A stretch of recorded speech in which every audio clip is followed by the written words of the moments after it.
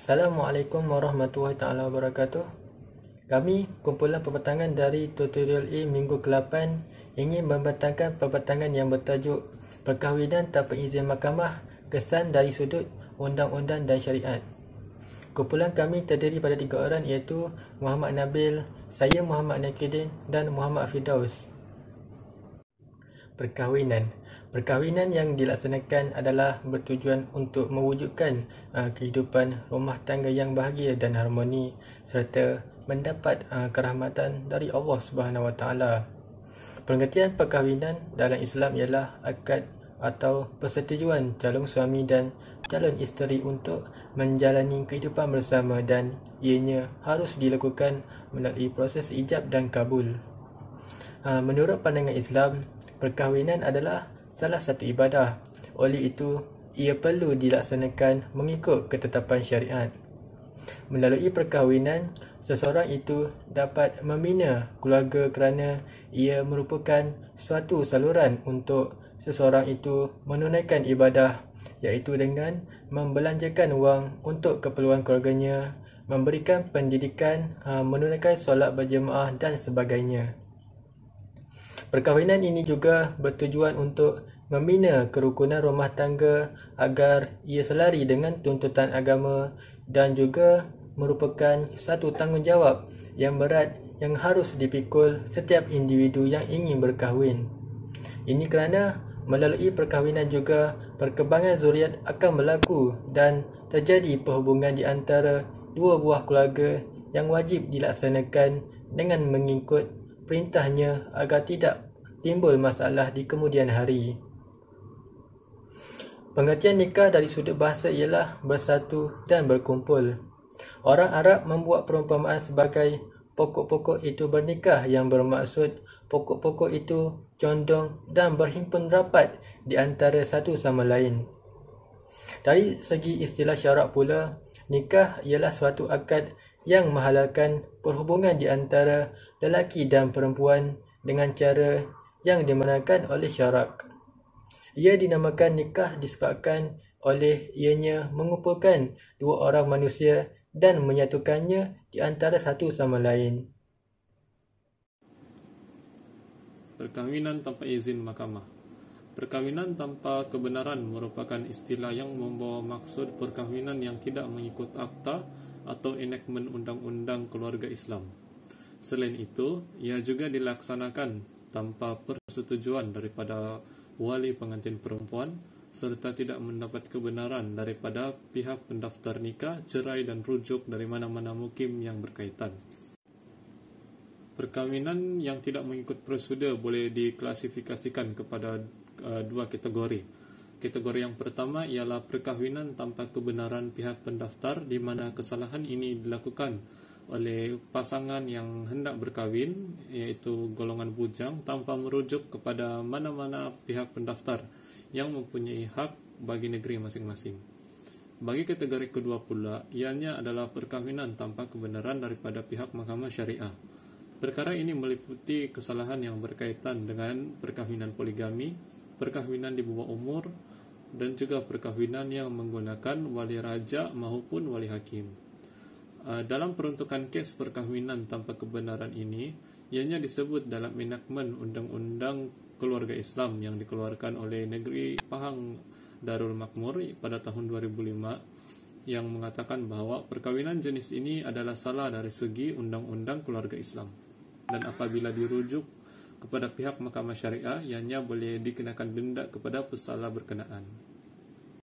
Terdapat 3 faktor utama yang menyebabkan perkahwinan tanpa izin mahkamah berlaku.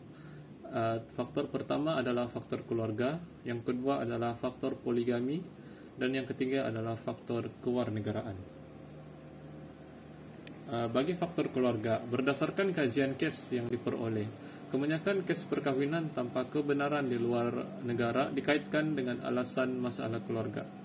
Hal ini merangkumi masalah berbentuk ketidakizinan keluarga seperti wali yang tidak bersetuju dengan calon suami, wali yang sengaja ataupun enggan menikahkan atas pelbagai alasan sendiri, ibu bapa ataupun ahli keluarga yang tidak merestui perkahwinan tersebut disebabkan masih berada dalam bidang pengajian, tidak seketurunan dan juga pihak keluarga yang telah menentukan calon lain bagi pasangannya.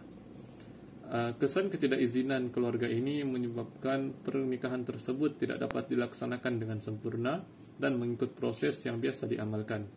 Akibatnya, pasangan tersebut akan mencari jalan lain untuk bernikah, yaitu dengan cara bernikah di luar negara bagi menyelesaikan masalah perkawinan tersebut. Bagi faktor kedua adalah faktor poligami. Sebilangan besar pernikahan yang berlaku tanpa izin mahkamah adalah disebabkan oleh perkawinan tersebut merupakan perkawinan secara poligami, kerana ada perempuan dalam pernikahan itu menjadi istri kedua, ketiga maupun keempat.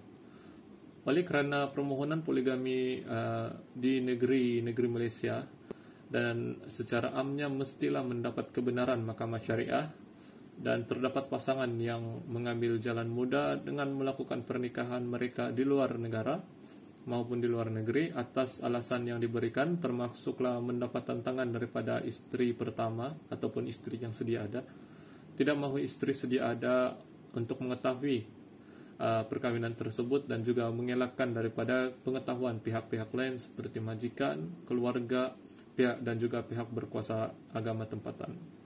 Faktor ketiga adalah faktor kewarganegaraan. Dapat dilihat pada masa ini terdapat warga negara asing yang datang untuk berkunjung ke Malaysia, ataupun warga negara Malaysia sendiri yang keluar daripada negara, sama ada untuk melancong, belajar, bekerja, ataupun menjalankan urusan perniagaan. Keadaan ini sebenarnya secara tidak langsung mendorong hubungan pribadi antara warga negara asing dengan warga negara tempatan. Hasil hubungan tersebut terdapat sebilangan mereka yang melangsungkan akad nikah di luar Malaysia tanpa kebenaran daripada pihak berkuasa negeri atas berbagai alasan. Antara alasannya adalah seperti sedang berada di negara berkenaan dan tidak sempat balik ke Malaysia, memerlukan kos yang tinggi untuk berulang-alik, dan juga disebabkan pernikahan dengan warga negara asing tersebut merupakan pernikahan secara poligami. Seterusnya, kesan perkahwinan tanpa izin mahkamah dari sudut undang-undang.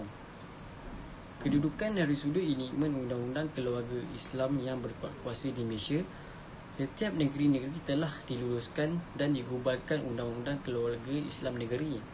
Penubuhan ini merupakan penubuhan undang-undang yang bertujuan untuk menyatukan peruntukan-peruntukan undang-undang keluarga Islam mengenai perkahwinan, nafkah, penjagaan dan perkara-perkara lain yang berkaitan dengan kehidupan berkeluarga.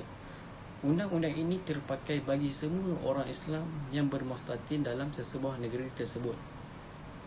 Menurut Nur Ain Muhammad, perkahwinan tanpa kebenaran bukan sahaja terhad kepada perkahwinan yang dilaksanakan di luar negara, akan tetapi ianya juga merangkumi perkahwinan yang tidak mengikuti saluran undang-undang.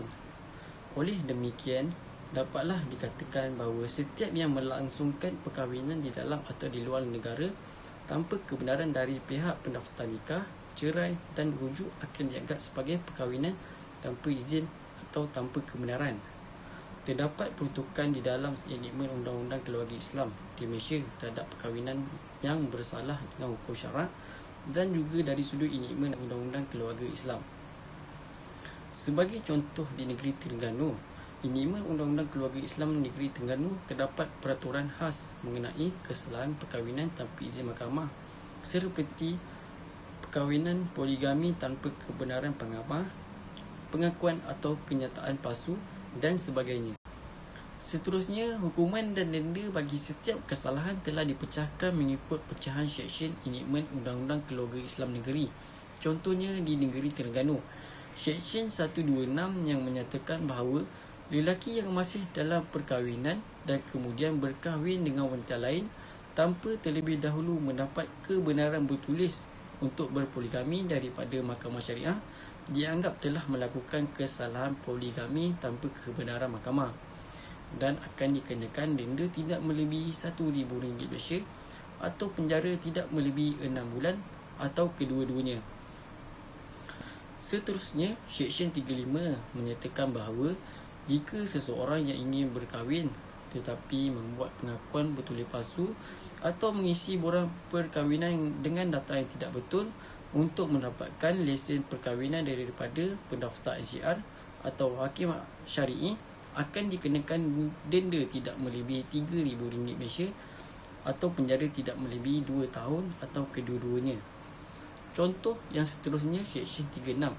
Seksyen ini mengatakan bahawa seseorang yang mengangkat nikahkan iaitu juru nikah kepada suatu perkahwinan, sedangkan juru nikah tersebut tidak memiliki kelayakan dan tidak diberi kuasa mengangkat nikahkan, maka dia telah melakukan kesalahan yang membolehkan hukuman denda tidak melebihi RM5,000 Malaysia atau penjara tidak melebihi 3 tahun atau kedua-duanya. Kesan perkahwinan tanpa izin mahkamah dari sudut syariat. Menurut hukum syarak, status akad nikah terbagi kepada dua bahagian. Yang pertama adalah akad sahih dan kedua adalah akad fasid. Akad sahih ialah perkahwinan yang sah di sisi syariat Islam, manakala akad fasid, hukum bagi pernikahan tersebut adalah haram dan perkahwinan tersebut adalah tidak sah di sisi syariat Islam. Melalui nikah fasid, suami atau isteri tidak mempunyai hak seperti hak yang wajib diperolehi melalui nikah yang sah, iaitu hak mahar, nafkah, musaharah, iddah dan pensabitan nasab. Nikah fasid berlaku disebabkan oleh syarat sah nikah yang tidak sempurna. Syarat-syarat tersebut adalah meliputi syarat sah setiap rukun, iaitu syarat sah suami isteri, wali, saksi dan sirah, iaitu ijab dan qabul. Kesan akad nikah yang fasid adalah pasangan suami isteri yang dinikahkan melalui akad ini wajib dipisahkan. Suami tidak wajib membayar mahar sekiranya tafriq dibuat sebelum berlaku dukhul. Tidak sabit haram kerana musaharah, tidak wajib membayar nafkah dan tidak saling mewarisi di antara suami dan isteri.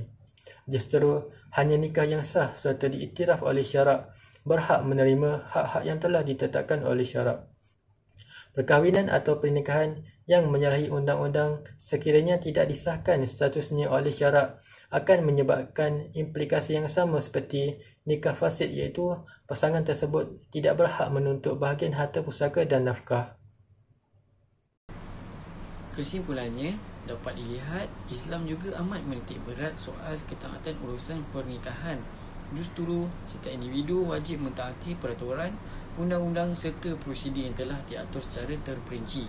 Pengesahan suatu pernikahan itu bukan hanya dituntut dari sudut syarak semata-mata, akan tetapi wajib dipastikan ianya sah menurut Undang-Undang Keluarga Islam di Malaysia. Prosedur dan undang-undang ini adalah bertujuan untuk menjamin pasangan yang akan bernikah terhindari daripada sebarang permasalahan yang akan timbul akibat daripada pernikahan yang tidak mengikuti prosedur. Ia serta dapat menjamin kesahihan suatu perkahwinan atau pernikahan mereka sah menurut syarak dan undang-undang keluarga Islam di Malaysia. Ia juga dapat menghindari daripada hukuman-hukuman atas kesalahan perkahwinan tanpa izin. Berakhir sudah pembintangan daripada kumpulan kami. Sekian, terima kasih.